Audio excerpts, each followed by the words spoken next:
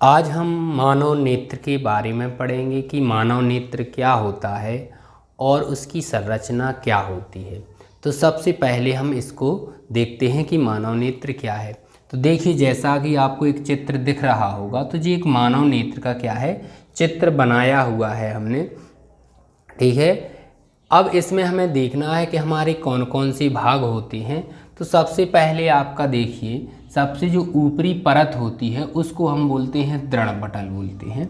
ठीक है, इसके बाद जो दूसरी लेयर है, ठीक है, इसको बोलते हैं हम रक्तक पटल, और तीसरी जो लेयर होती है उसको हम रेटिना बोलते हैं। तो जी हमारी तीन भाग होते हैं। सबसे पहले सबसे ऊपरी भाग को बोलते हैं हम दृढ़पटल, इसके बाद जो दूसरी नंबर की होती है वो रक्तक पटल होता है, और तीसरे नंबर का होता है जो भाग वो उसको बोलते हैं रेटिना।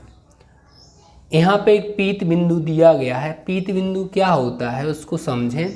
जो हमारा नेत्र लेंस होता है, इसका मुख्य अक्ष जो होगा, और इसका मुख्य अक्ष रेटिना को जिस बिंदु पे काट देता है उसको हम पीत बिंदु बोलते हैं। तो जी ध्यान रखना है कि नेत्र लेंस का जो मुख्य अक्ष होता है वो रेटिना को जिस बिंदु पर काटता है उसको बोलते हैं हम पीत बिंदु। जिस बिंदु से हमारी जो दृष्टि तंत्रिकाएं होती हैं वो निकलती हैं और मस्तिष्क को जाती हैं, तो जिस बिंदु से दृष्टि तंत्रिकाएं निकलती हैं उस बिंदु को हम अंध बिंदु बोलते हैं। तो जी तो हमारे हो गए इस तरफ के पार्ट। अब हम इस तरफ देखते हैं। यहाँ पर देखिए एक लेंस लगा हुआ है जो क्या है, नेत्र लेंस कहते हैं। जी द्वि उत्तल लेंस लगा होता है और जी प्रोटीन का बना हुआ होता है। इसके बाद लेंस जिन पेशियों में लगा होता है, सधा होता है, उन पेशियों को कहते हैं हम सिलियरी पेशियां कहते हैं। तो जी सिलियरी पेशियां हो गई, ये नेत्र लेंस होता है। नेत्र लेंस के जस्ट आगे एक पर्दा होता है जिसको हम बोलते हैं आइरिस बोलते हैं, और आइरिस जो होता है वो एक अपारदर्शी भाग होता है। ठीक है, और उसके बीच में एक छिद्र होता है। आइरिस के बीच में क्या होता है, एक छिद्र होता है। उस छिद्र को हम बोलते हैं क्या, पुतली बोलते हैं। इसी पुतली से होकर ही क्या होता है, जो प्रकाश होता है वो नेत्र लेंस पर पड़ता है। इसके बाद जो नेत्र का जो उभरा हुआ पार्ट होता है, माने जी वाला जो आपको पार्ट दिख रहा होगा उभरा हुआ पार्ट, इसको बोलते हैं हम कॉर्निया। और जो कॉर्निया होता है वो पारदर्शी होता है। ठीक है, इससे ही प्रकाश क्या है, सबसे पहले नेत्र में प्रकाश प्रवेश करता है। अब इसके बाद देखिए, नेत्र लेंस और कॉर्निया के बीच में जो एक द्रव भरा होता है उसको बोलते हैं जलीय द्रव बोलते हैं। और नेत्र लेंस और रेटिना के बीच में, नेत्र लेंस और रेटिना के बीच में जो द्रव भरा होता है उसको बोलते हैं हम काचाव द्रव बोलते हैं, इसको बोलते हैं हम जलीय द्रव। तो अब हम क्या करेंगे, सबके बारे में थोड़ा थोड़ा सा हम पढ़ेंगे। तो सबसे पहला जो हमारा पार्ट दिया हुआ है वो दृढ़पटल होता है। तो दृढ़पटल देखिए, सबसे ऊपरी परत को हम क्या बोलते हैं, दृढ़पटल बोलते हैं। और ये दृढ़पटल क्या होती है, एक श्वेत रंग की होती है, कठोर होती है, जो आंतरिक अंगों की क्या करती है, सुरक्षा करती है। तो जब भी हम इसके बारे में लिखेंगे तो हम क्या लिखेंगे कि दृढ़पटल नेत्र, मानव नेत्र की सबसे ऊपरी परत होती है, ये दृढ़ होती है और जी आंतरिक अंगों की क्या करती है, सुरक्षा करती है। तो जी हमारी पहली परत होगी क्या, दृढ़पटल, जी श्वेत होती है और जी आंतरिक अंगों की सुरक्षा करने का काम करती है, क्योंकि ये दृढ़पटल है। दृढ़ माने होता है कठोर। इसके बाद देखिए, आपको दूसरा भाग जो दिया हुआ है रक्तक पटल, मतलब दूसरी जो लेयर दी हुई है उसको हम बोलते हैं रक्तक। रक्तक मतलब जो है काले रंग की परत होती है। रक्तक पटल कैसी रंग की होती है, काले रंग की परत होती है। और काले रंग होने के कारण जब भी क्या होता है, मानव नेत्र के अंदर प्रकाश प्रवेश करता है, तो इस रक्तक पटल का काम होता है कि प्रकाश को अवशोषित कर सके, जिससे प्रकाश के अंदर परावर्तन की क्रिया ना हो सके। तो परावर्तन की क्रिया को रोकने का काम किसका होता है, रक्तक पटल का होता है। तो रक्तक पटल एक काले रंग की परत होती है जो क्या करती है, नेत्र के अंदर अतिरिक्त जो प्रकाश होता है उसको परावर्तित होने से रोकती है, उसको अवशोषित कर लेती है। तीसरी लेयर जो होती है हमारी रेटिना होती है। तो रेटिना एक प्रकाशग्राही यानी प्रकाश संवेदी बहुत ही अंग होता है, यानी इसकी प्रकाश को ग्रहण करने की बहुत ज़्यादा क्षमता होती है, यानी प्रकाश सुग्राही अंग होता है। और इसमें 2 प्रकार की कोशिकाएं पाई जाती हैं, यानी रेटिना की अभी हम बात कर रहे हैं, ठीक है। तो रेटिना में 2 प्रकार की कोशिकाएं पाई जाती हैं। एक तो होती हैं दंडाकार कोशिकाएं, और एक होती हैं क्या आपकी शंक्वाकार, ठीक है, शंक्वाकार कोशिकाएं। तो रेटिना में 2 प्रकार की कोशिकाएं होती हैं, एक तो होती है दंडाकार कोशिकाएं, एक होती हैं शंक्वाकार। दंडाकार का जो कार्य होता है प्रकाश की तीव्रता को ग्रहण करना, प्रकाश की तीव्रता को ग्रहण करना, और इसका काम होता है शंक्वाकार का रंग का अनुभव करवाना। तो प्रकाश की तीव्रता का जो अनुभव होता है वो दंडाकार कोशिकाओं के कारण होता है, और शंक्वाकार कोशिकाओं के कारण रंग का अनुभव होता है, क्योंकि जो श्वेत प्रकाश होता है, सूर्य का जो श्वेत प्रकाश होता है वो 7 रंगों से बना हुआ है। तो यदि शंक्वाकार कोशिकाएं नहीं होगी तो हमें रंग का अनुभव नहीं होगा कि कौन सा किस रंग का होता है, ठीक है। जो रंग का अनुभव होता है, जैसे कोई वस्तु लाल है, कोई पीली है, कोई हरी है, कोई काली है, तो इनमें अंतर हमें कैसे पता चल रहा, उसका कारण क्या है, शंक्वाकार। यदि शंक्वाकार कोशिकाएं नहीं होती तो हमें विभिन्न रंगों में हम क्या करते, अलग अलग अनुभव नहीं कर पाते कि कौन सा रंग किस रंग का है। तो रंग का अनुभव करवाती हैं शंक्वाकार कोशिकाएं, और दंडाकार से हमें पता चलता है कि प्रकाश की तीव्रता अधिक है या प्रकाश की तीव्रता कम होती। तो ये दोनों प्रकार की कोशिकाएं आपकी रेटिना में पाई जाती हैं, ठीक है। तो इसको आपको याद रखना है, क्योंकि ये आपसे विकल्प में पूछा जाता है कि बताइए रंग का अनुभव मानव नेत्र की किस अंग में होता है, या प्रकाश की तीव्रता का अनुभव किस अंग में होता है। इसके बाद जो हमारा नेत्र बनता है, मतलब जब हम किसी वस्तु को देखते हैं तो जो वस्तु को देखते हैं तो उसका जो प्रतिबिंब हमारे नेत्र में बनता है वो रेटिना पर ही बनता है, जी ध्यान रखना है। और रेटिना पर बना हुआ प्रतिबिंब क्या होता है, उल्टा होता है और वास्तविक होता है। लेकिन मस्तिष्क यानी दृष्टि तंत्रिकाओं का मतलब जो संपर्क होता है वो मस्तिष्क से होता है। तो दृष्टि तंत्रिकाएं उस उल्टे और वास्तविक प्रतिबिंब को कहाँ पहुँचा देती हैं, अनुभव उसका मस्तिष्क। तो मस्तिष्क उसका क्या है, हमें सीधा प्रतिबिंब दिखा देता है, इसलिए हमें वस्तु सीधी दिखाई देती है।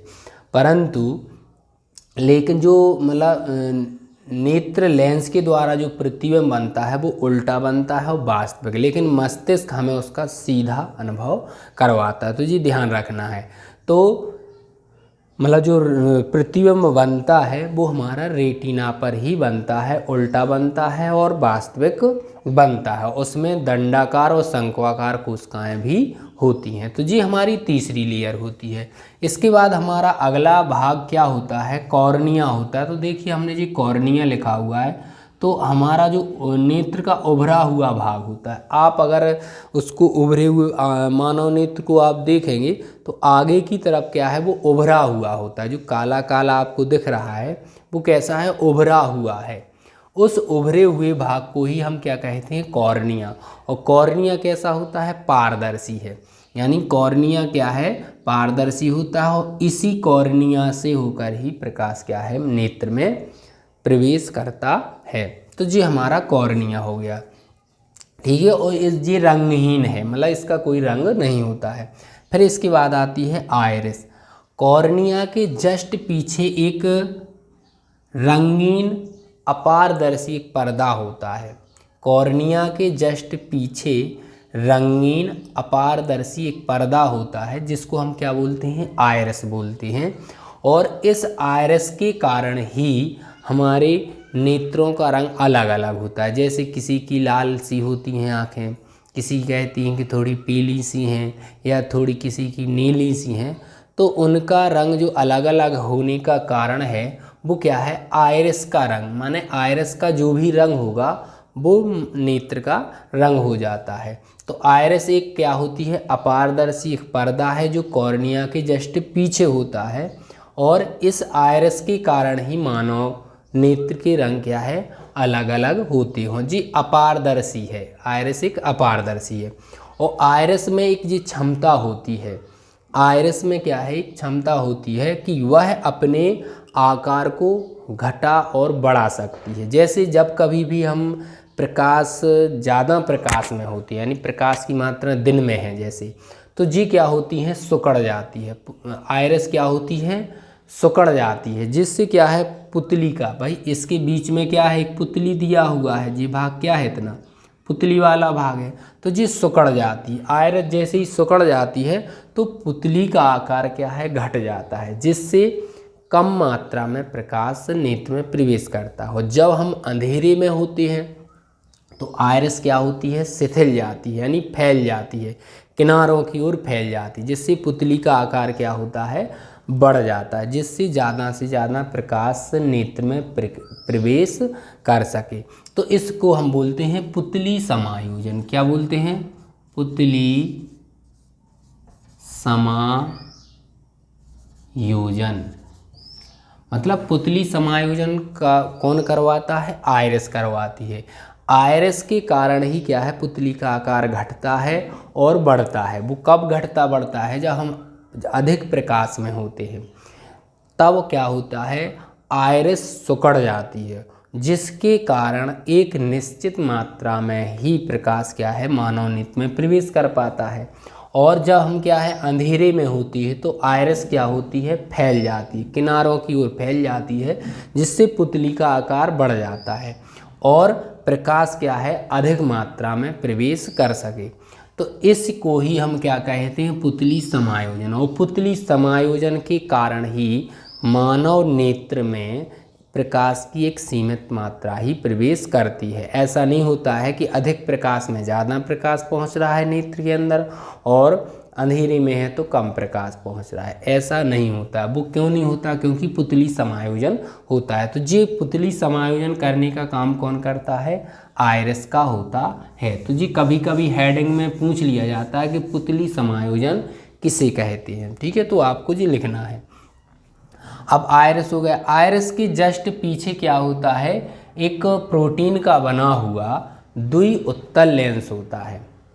आइरिस के बाद नेत्र लेंस है, तो आइरिस के जस्ट पीछे प्रोटीन का बना हुआ द्विउत्तल लेंस होता है। और ये कैसा है, अभिसारी प्रकार का लेंस होता है। इसकी आंतरिक जो वक्रता त्रिज्या होती है वो कम होती है, जबकि बाहर की वक्रता त्रिज्या बहुत अधिक होती है। तो जी हमारा क्या होता है, द्विउत्तल लेंस होता है, अभिसारी एक लेंस होता है। इसकी आंतरिक वक्रता त्रिज्या कम होती है, बाहर की वक्रता त्रिज्या बहुत अधिक होती है। इसके बाद आता है पुतली। तो हमने बताया कि आइरिस के बीच में एक छिद्र होता है, उस छिद्र को ही हम कहते हैं पुतली। पुतली के माध्यम से ही क्या होता है, प्रकाश नेत्र लेंस पर पड़ता है। पुतली होने के कारण ही क्या है, पुतली एक छोटा सा छिद्र होता है। आपने देखा होगा नेत्र में एक काला, बहुत बड़ा काला गोला दिखता है, फिर उसके बीच में एक छोटा सा काला और दिखता है भाग, उसको ही हम कहते हैं पुतली। और उस पुतली के कारण ही क्या होता है, जो प्रकाश होता है वो हमारे नेत्र में प्रवेश करता है। और पुतली समायोजन हम बता चुके हैं कि आइरिस के फैलने और सिकुड़ने के कारण पुतली का आकार घटता है और बढ़ता है, जिससे हमारे नेत्र में प्रकाश की एक निश्चित मात्रा ही प्रवेश करती है। इसी को हम कहते हैं पुतली समायोजन। इसके बाद आती हैं सिलियरी पेशियाँ। नेत्र लेंस जिन पेशियों से टिका हुआ है या लगा हुआ है यहाँ पर, उन पेशियों को बोलते हैं सिलियरी पेशियाँ। और सिलियरी पेशियों के कारण क्या होता है, इस मतलब जो नेत्र लेंस होता है उसकी वक्रता त्रिज्या घट और बढ़ सकती है। जब भी हम क्या करते हैं, इसकी वक्रता त्रिज्या को घटाना बढ़ाना होता है, तो हम सिलियरी पेशियों के माध्यम से लेंस पर क्या है, दबाव डालते हैं, जिससे क्या होती है, कभी लेंस क्या होता है, ज़्यादा मोटा हो जाता है, कभी लेंस क्या होता है ज़्यादा पतला हो जाता है। अगर नेत्र लेंस पर सिलियरी पेशियाँ ज़्यादा प्रेशर डालेंगी तो इसकी वक्रता क्या होती है, दोनों भाग क्या है ज़्यादा वक्र हो जाएंगे यानी मोटा हो जाएगा, जिससे इसकी वक्रता त्रिज्या घट जाती है। और जब भी क्या होता है हम इसकी सिलियरी पेशियाँ पे दबाव कम डालती हैं तो क्या है लेंस क्या होता है पतला हो जाता है, जिससे इसकी वक्रता त्रिज्या बढ़ जाती है। तो जिस सिलियरी पेशियों के कारण ही जिसकी वक्रता त्रिज्या घट और बढ़ जाती है। ठीक है, इसके बाद आता है हमारा पीत बिंदु क्या कहते हैं। तो हमने बताया कि जो हमारा मानव नेत्र होता है उसके मुख्य अक्ष माने मानव नेत्र का जो मुख्य अक्ष होता है वो रेटिना को जिस बिंदु पे काटता है उसको बोलते हैं हम क्या है, पीत बिंदु बोलते हैं। और पीत बिंदु की प्रकाश सुग्राहिता बहुत अधिक होती है, यानी पीत बिंदु की प्रकाश सुग्राहिता जो होती है वो बहुत अधिक होती है। और पीत बिंदु पर बना हुआ जो प्रतिबिंब होता है वो बहुत स्पष्ट हमें दिखाई देता है। इसके बाद आता है हमारा क्या, अंध बिंदु। अंध बिंदु जो होता है जिस बिंदु रेटिना के जिस बिंदु से दृष्टि तंत्रिकाएं निकल के मस्तिष्क को जाती हैं उस बिंदु को बोलते हैं अंध बिंदु। और अंध बिंदु की प्रकाश सुग्राहिता बिल्कुल शून्य होती है, और अगर अंध बिंदु पर प्रतिबिंब बनेगा तो वो हमें दिखाई नहीं देता है क्योंकि इसकी प्रकाश सुग्राहिता बिल्कुल शून्य होती है। तो रेटिना के जिस भाग से दृष्टि तंत्रिकाएं निकलती हैं उस बिंदु को बोलते हैं अंध बिंदु। और नेत्र लेंस का मुख्य अक्ष रेटिना को जिस बिंदु पे काटता है उसको बोलते हैं पीत बिंदु। और पीत बिंदु की प्रकाश सुग्राहिता बहुत अधिक होती है और इस पर बना हुआ जो प्रतिबिंब होता है हमारा वो बहुत स्पष्ट हमें दिखाई देता है। इसके बाद आता है एक जलीय द्रव होता है, एक कचाप द्रव भी हमें दिया हुआ है। तो जलीय द्रव हमने बताया हुआ है कि कॉर्निया और लेंस के बीच में जो द्रव एक भरा हुआ है उस द्रव को बोलते हैं जलीय द्रव। और नेत्र लेंस और रेटिना के बीच में जो द्रव भरा होता है उसको बोलते हैं कचाप द्रव बोलते हैं। तो जी हमारे क्या है, एक मानव नेत्र की संरचना हो गई, माने चित्र भी हो गया और इसके विभिन्न भाग भी हो गए। तो इस चित्र को आपको बनाना सीखना है और इनके विभिन्न भागों के बारे में हमें जानकारी होना चाहिए, क्योंकि इसमें कभी कभी प्रश्न आपका दीर्घ में भी आ जाता है कि मानव नेत्र का नामांकित चित्र बनाते हुए इसका विस्तार से वर्णन करें। तो जी 5 या 6 नंबर में आपसे पूछा जा सकता है। इनमें से पूछा भी जा सकता है कि दंडा कोशिकाओं का क्या कार्य होता है, या शंक्वाकार कोशिकाओं का क्या कार्य होता है, या पुतली समायोजन क्या होता है। ठीक है, तो इनके बारे में आपको पता होना चाहिए। या पीत बिंदु क्या होता है, या अंध बिंदु क्या होता है, या रेटिना किसे बोलते हैं। आइरिस को हम परितारिका भी बोलते हैं, जी ध्यान रखना है। आइरिस को क्या बोलते हैं, परितारिका भी एक दूसरा नाम होता है। तो परितारिका के बारे में भी आपसे पूछा जा सकता है कि परितारिका क्या होती है।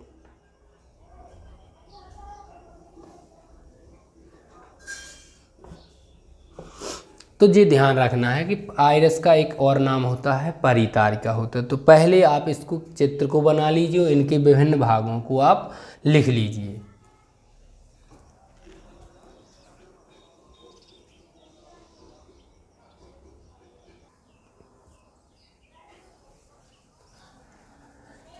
देखिए अब हम समझेंगे कि जो हमारा मानव नेत्र होता है, तो मानव नेत्र द्वारा प्रतिबिंब का बनना, मतलब प्रतिबिंब कैसे बनता है। तो देखिए हमने एक मानव नेत्र ले लिया है, जी हमारी क्या हो गई, रेटिना हो गई, जी इसका क्या हो गया है, कॉर्निया हो गया है। यहाँ पे हमने कोई वस्तु रखी हुई है जिसको हम नाम दिया है ए और बी। ठीक है, अब जी क्या है, मतलब जी दिख रहा है, जी मुख्य अक्ष है, जो नेत्र लेंस होता है। ठीक है, लेंस का जी मुख्य अक्ष है। तो यहाँ पे मान लीजिए कि हमने एक वस्तु ले ली है, कि कोई वस्तु है, इससे सबसे पहली जो प्रकाश किरण चली हुई है वो यहाँ लेंस से अपवर्तन के बाद वो फोकस से होकर जाती है, तो यहाँ पर आ जाती है। दूसरी प्रकाश किरण हमने क्या ली हुई है, इसकी प्रकाशिक केंद्र से लेते हैं और सीधी निकल जाती है। ठीक है, तीसरी प्रकाश किरण क्या लेते हैं हम, इसके फोकस से लेते हैं और यहाँ से अपवर्तन के बाद वो क्या होती है, मुख्य अक्ष के समांतर निकल जाती है। तो जी हमने 3 किरणें ली हैं, तीनों ही किरणें क्या हो रही हैं हमारी यहाँ पर मिल रही हैं। तो मुख्य अक्ष से हमने क्या डाल दी थी, इस पर लंब डाल दी थी। तो जी हमारा क्या हो गया, प्रतिबिंब हो गया, यानी ए डैश और बी डैश क्या हो गया हमारा प्रतिबिंब। तो देख लीजिए कि यहाँ से जब प्रकाश किरणें चलती हैं तो पहले कॉर्निया पे पड़ती हैं, फिर जलीय द्रव पे पड़ती हैं, फिर इसके बाद लेंस से अपवर्तन के बाद कचाव द्रव से होती हुई रेटिना पर किसी बिंदु पर मिल जाती हैं। वहाँ से हम क्या करते हैं, मुख्य अक्ष से क्या है, एक अभिलंब डाल देते हैं। अब हमारा जो प्रतिबिंब बना हुआ है वो उल्टा बना है, वास्तविक बना है, लेकिन हमें क्या है, जो मस्तिष्क होता है वो दृष्टि तंत्रिकाओं के माध्यम से वो क्या है, हमें उसका जो अनुभव करवाता है वो हमें सीधा अनुभव होता है। तो ये मस्तिष्क का काम होता है कि प्रतिबिंब हमें सीधा दिखाई दे। चूँकि रेटिना पे जो प्रतिबिंब बनता है वो उल्टा ही बनता है और वास्तविक बनता है, लेकिन मस्तिष्क उसको क्या बना देता है, सीधा कर देता है, यानी अनुभव हमें सीधा करवा देता है। ठीक है, लेकिन उल्टा बनता है। कभी कभी प्रश्न पूछा जाता है विकल्प में कि बताइए मानव नेत्र में जो प्रतिबिंब बनता है वो हमारा कहाँ बनता है, तो आपको रेटिना पर कहना है। अब कैसा बनता है, तो आपको जी कहना है कि उल्टा बनता है, वास्तविक बनता है।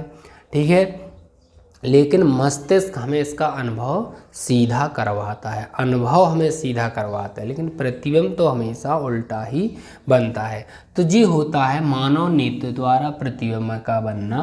तो इस भाषा को आपको क्या करना है, लिख देना है। एक बार पुनः समझिए, जी एक वस्तु रखी हुई है, इससे मुख्य अक्ष के समांतर प्रकाश किरणें चली, अपवर्तन के बाद वो क्या होती हैं, द्वितीय फोकस से होकर के यहाँ पर रेटिना पर मिलती हैं। दूसरी प्रकाश किरण हम प्रकाशिक केंद्र से होकर लेते हैं, जो बिना विचलित हुए सीधी निकल जाती है, तो ये भी रेटिना पर मिल जाती है। तीसरी प्रकाश किरण और हमने ली है, जो हमने ली हुई है कौन सी, यहाँ प्रथम फोकस से ले करते हैं तो मुख्य अक्ष के समांतर निकल जाती है अपवर्तन के बाद। तीनों प्रकाश किरणें हमें जहाँ मिली हैं वहाँ से हम मुख्य अक्ष पे लंब डाल देते हैं। तो इस प्रकार से हमारा ए बी जो वस्तु है उसका प्रतिबिंब है ए डैश और बी डैश रेटिना पर उल्टा और वास्तविक प्राप्त होता है। तो चलो इसके चित्र आप बना लीजिए और इसको समझ लीजिए।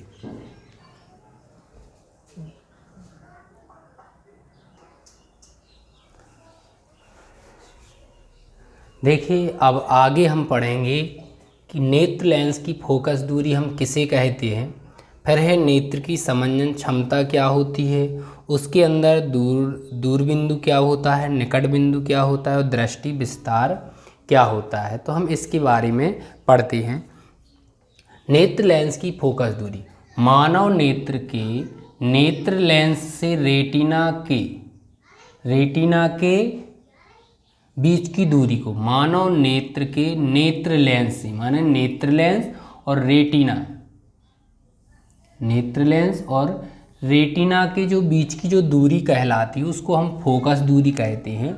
और नेत्र लेंस की जो फोकस दूरी होती है वो परिवर्तनशील होती है, माने घट भी सकती है और बढ़ भी सकती है, वो आवश्यकता अनुसार होता है। तो जी आपको याद रखना है। फिर अगले हेडिंग है हमारी, नेत्र की समंजन क्षमता किसे कहते हैं।